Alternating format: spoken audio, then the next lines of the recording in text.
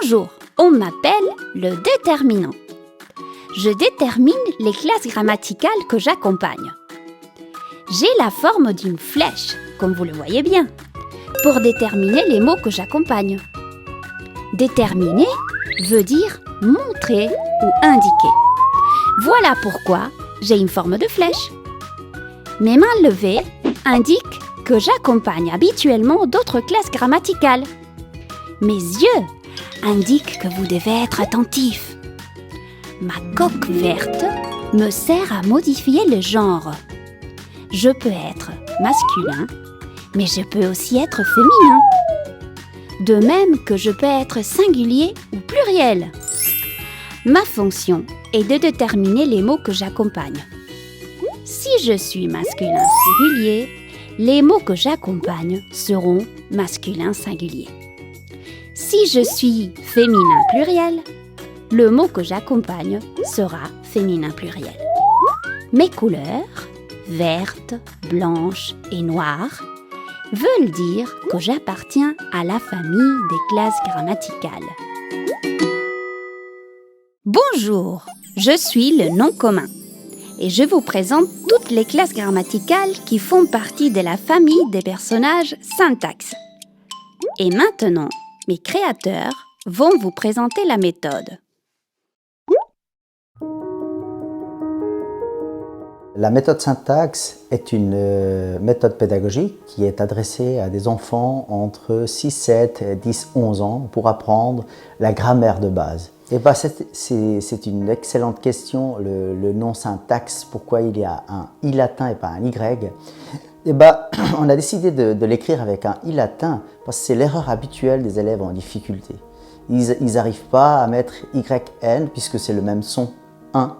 YN que IN, donc on a voulu faire un clin d'œil aux élèves en difficulté, et puis ce qui est magique, c'est que je fais au même temps un clin d'œil à mes origines galiciennes. On a essayé de mettre en place une conception universelle des apprentissages pour inclure des élèves avec et sans difficulté.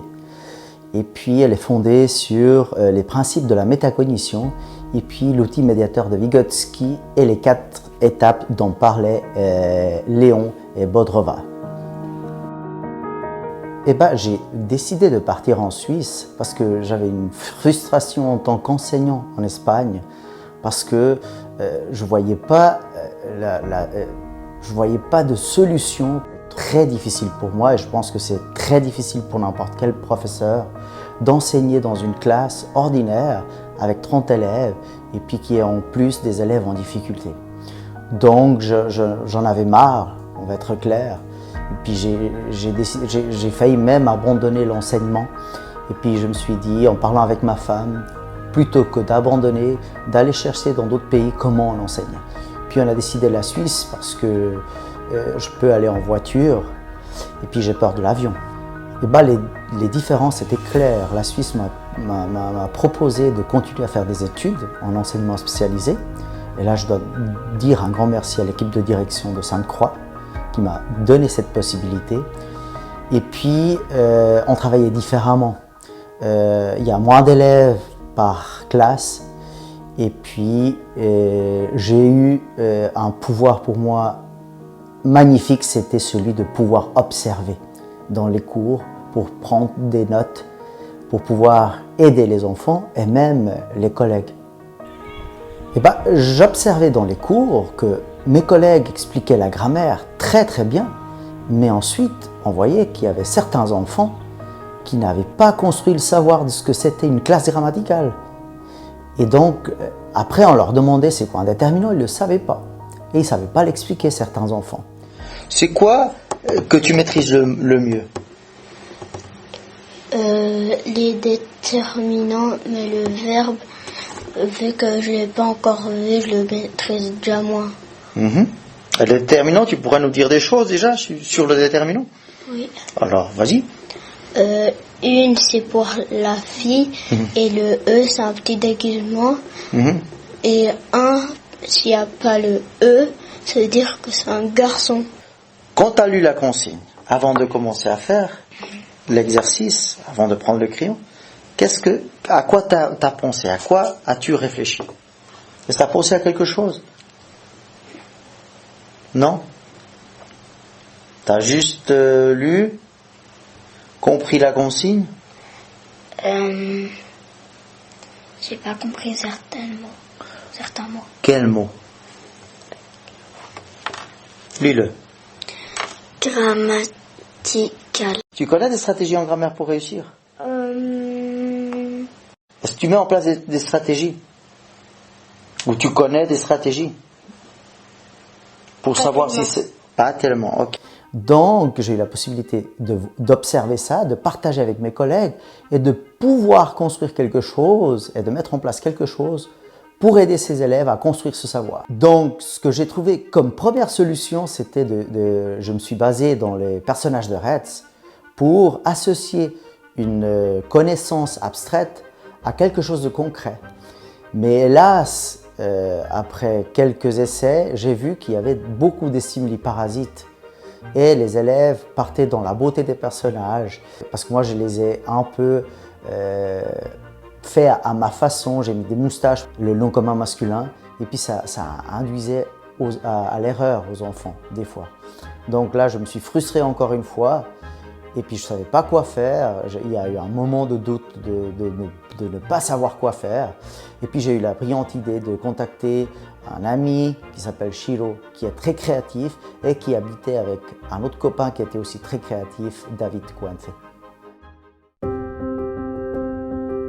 A través de Emilio, que nos contactou fai 3 anos, quixonos plantear estaba bloqueado nun proxecto que levaba a cabo na súa escola, en San Croix. Entonces decíanos que tiñamos unhas personaxes que non funcionaban moi ben. Le rôle de Shiro et de David Cuence, c'était de mettre les connaissances abstraites dans un personnage et qu'on puisse tout voir dans ce personnage. Enseñounos as pezas e rapidamente vimos que había unha serie de problemas a nivel formal e cromático que eran importantes. A nivel de forma, por exemplo, non había moita diferenciación entre as personaxes e iso era un problema. A diferenciación máis grande era a do color. Encontrábamos que facía que non houbese unha pertenencia a un grupo dentro desas clases gramaticales. Había elementos dentro das figuras que daban a distracción, non eran elementos que en sí explicasen unha función directa desas personaxes.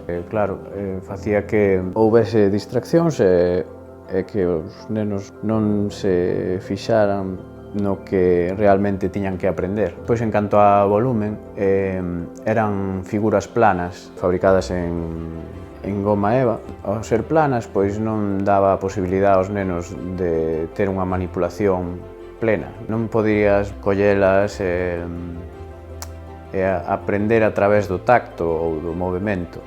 Era como que había unha barreira a nivel táctil.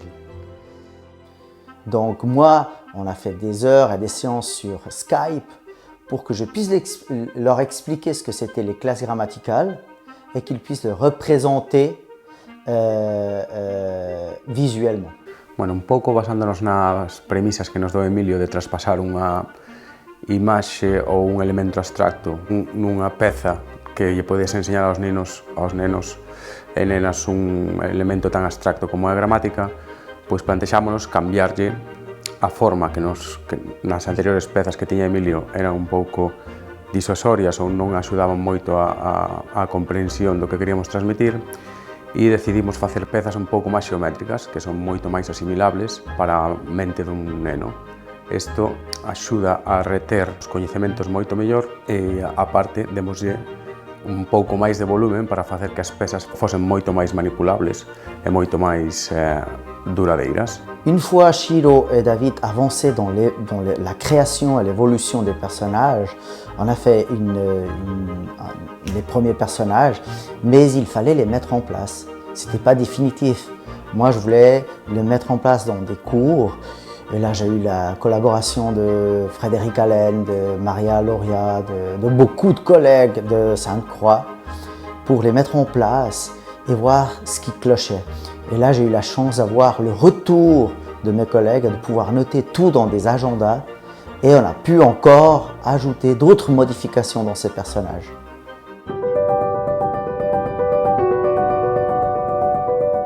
Et oui, c'était pas encore fini. Il n'y avait pas que les commentaires de mes collègues. J'ai eu aussi la chance de pouvoir partager les commentaires avec les enfants et les familles. Et les familles m'ont donné ses opinions. Moi, j'ai tout noté, mais pour moi, ce qui était magique, c'était les opinions des enfants. Parce que les enfants ont très bien compris comment ça marchait, la méthode syntaxe. Mais après, ils ont apporté des idées incroyables que nous, on n'avait pas pensé.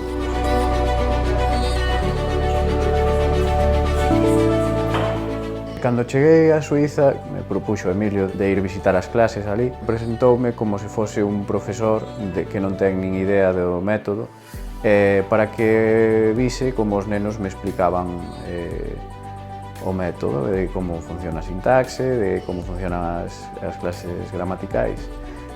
Bueno, enseguida vin o impacto que tuvo nos nenos este método, porque vías claramente que utilizaba unha linguaxe moi propia da gramática. Eran nenos de 7 anos, era algo curioso de ver. É que cando estaban reconocendo as pezas mediante os exercicios, víase como razonaban sobre as pezas e non que era que non utilizaban solamente a memoria para explicar, non? Ou para reconocer esas pezas. Para min motivaba moitísimo ver que o que nós estábamos cocendo pois, estaba funcionando realmente. Eu non era capaz de saber realmente cal era o neno que tiña dificultades ou quen non.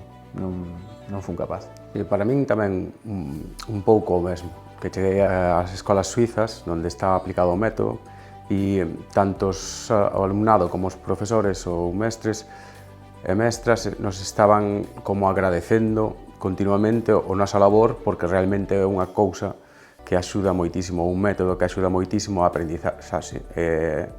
Dinamiza realmente as clases e fai que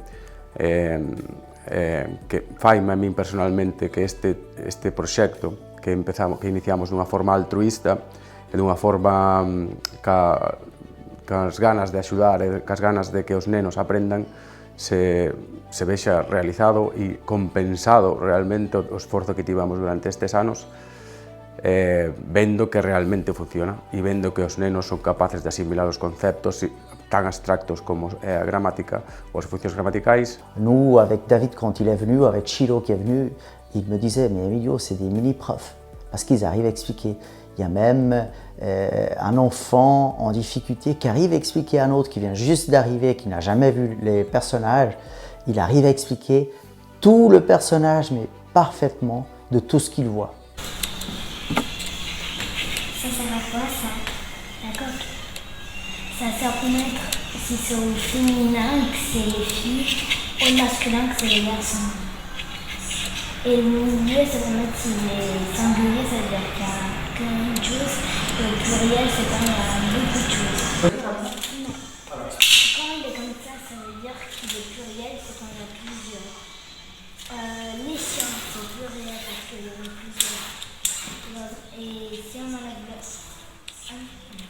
ça c'est les chiens. Et si tu enlèves le S, c'est les chiens. Viens voir la flèche. Tu vois que c'est une flèche, Amina? Oui. C'est une flèche. Tu peux expliquer pourquoi il a la forme d'une flèche, Thomas? Parce qu'il détermine le nom commun. Et que veut dire déterminer? Explique. Par exemple, si je suis là, par exemple, c'est le déterminant, c'est le. Moi, tu veux dire le chien, tu veux dire le chien, tu es d'accord? Oui. Les mêmes, comme ça, elles font pas le reste de ces personnages, mais pas tous. Pourquoi il est vert, noir et blanc? Parce que c'est les couleurs de la classe grammaticale. Et la méthode syntaxe essaye de faire une QAP, une conception universelle des apprentissages, c'est-à-dire une pédagogie universelle. Moi, je fais toujours la même question à des personnes. Quand vous voyez une rampe dans un bâtiment, c'est pour qui? Eux, ils répondent pour des personnes à mobilité réduite. Moi, je dis non, c'est pour tout le monde. Et c'est ce qu'on essaye de faire avec la méthode syntaxe. C'est pour ça qu'il nous manquait quelque chose. On avait la manipulation, le mouvement, la construction avec les enfants, mais il nous manquait le format numérique. Et là, on a eu la brillante idée de mettre en place ça à travers Roberto Rama, qui s'est chargé de tout ce qui est en lien avec l'informatique. Eu chego a sintaxe porque David e máis eu coñecémonos desde fai moito tempo. Entón, el contame un día que está metido nun proxecto pedagóxico e que están nun punto que necesitan facer unha páxina web, porque el xa sabía que eu facía páxinas webs a través de xestores de contidos. Entón, un día ven pola miña casa e contame de que vai toda a historia, enséñame todo o material, eu quedo alucinado. Entón, empezo a traballar en esa web. Había que insertar unha aplicación, a cal tiña un problema de código, de programación. Entón, poñémonos en contacto con unha xente, con uns amigos profesionais do sector que se dedican á programación e seguimos avanzando. Entón, empezamos a estructurar os 4 niveles de exercicios que hai, o tema dos editores, todo o que a día de hoxe compón a web. Emilio ven de vacacións, porque eu a Emilio solo falar con el por teléfono por Skype, pero nunca tuera contacto físico con el. Entón, chega de vacacións, facemos unha comida. Entón, aí é onde Emilio profundiza un pouco máis na explicación do que é o método sintaxe. Entón, aí é cando eu realmente tomo conciencia do que é este método. Entón, digamos que a miña forma de involucrarme cambia radicalmente, porque quedei alucinado. Entón, involucro moito máis, entón estábamos diseñando unha caixa que tiña uns problemas de deseño, a cal eu botei unha man cos meus coñecementos de estruturas que teño a solucionar algúns problemas. Logo chegou o momento de ter que patentar, tamén lle botei unha man, dedícome tamén á música, entón estou un pouco máis en contacto con todo ese tema de rexistros e demais. E seguimos traballando. E a día de hoxe síntome super contento de pertenecer á familia Sintaxe, porque eu teño unha perspectiva de que o mundo necesita un cambio, tanto a nivel social como medioambiental, e sempre pensei que a única solución é empezar pola base, que é a educación. Entón, estou super contento de pertenecer a unha familia que loita porque a forma da pedagogía en sí no mundo cambie.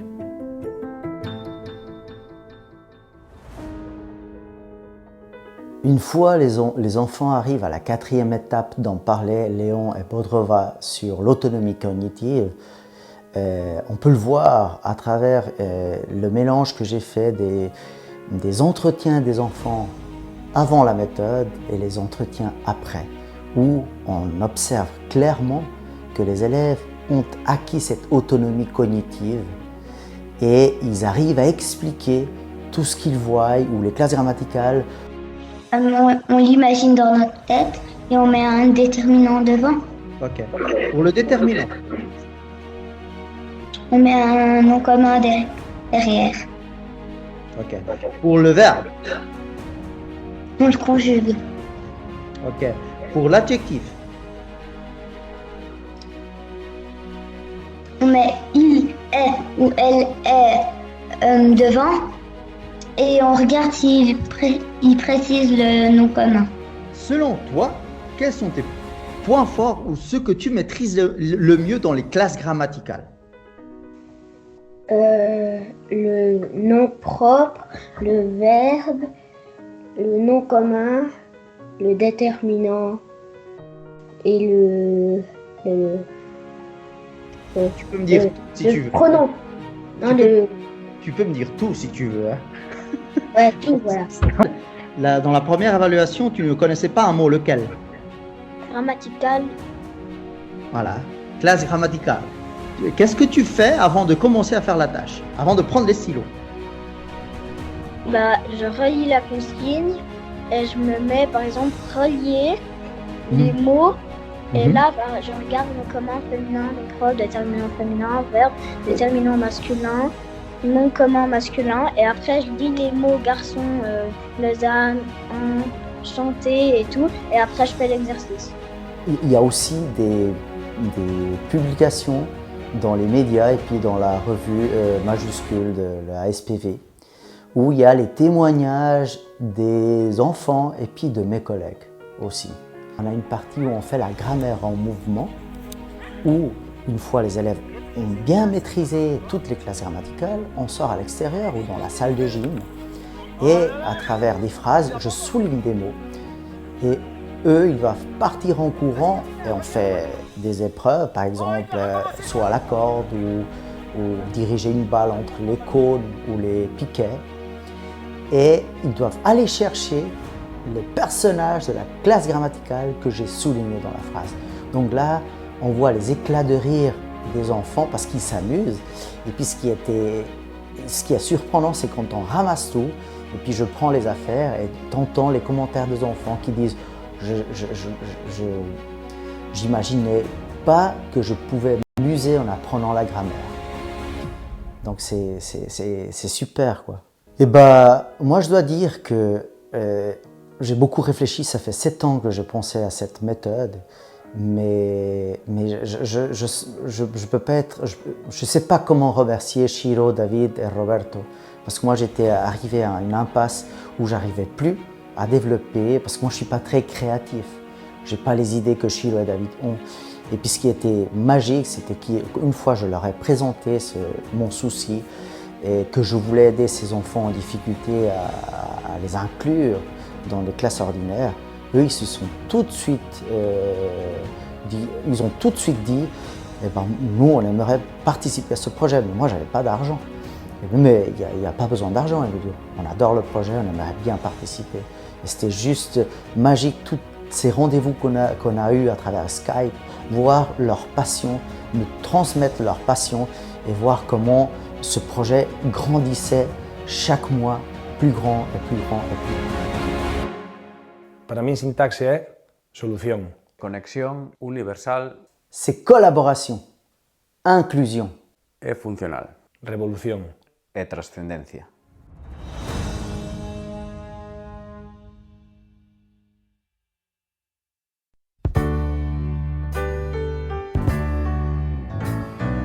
Dans la chaleur pesante de la salle d'attente à Lausanne, une nuit, ils sont là 20 ou 30 qui somnolent ou qui chantent pour passer leur ennui. Ils ne parlent pas mon langage, viennent d'Espagne ou d'Italie. C'est pas par plaisir qu'ils voyagent.